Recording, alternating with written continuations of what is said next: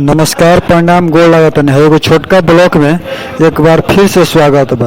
बहुते टाइम हो गल बा, लेकिन एगो ब्लॉक लेके आ गल बनी जोना कि अभी हम जातनी रेलवे स्टेशन पर टिकट बुकिंग करावे। हम हर बार है देखी रेलवे स्टेशन है और हर बार हम चर्चा करत रहली हम कि नया वीडियो दिखावे के बा। तो नया वीडियो दिखावे का पूरा तैयारी में बनी। आ टिकट खिड़की पर खड़ा बनी, टिकट बुक करावतनी, लेकिन कहवा खातिर बुक करावतनी ये तो अबे ना बताई।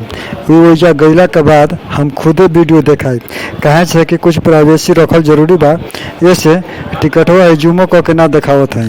हाँ तो भैया 290 रुपये दे के टिकट बुक करा लेनी।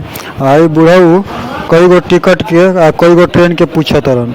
है गलिया में धीरे से चल देनी भदौरा बाजार में।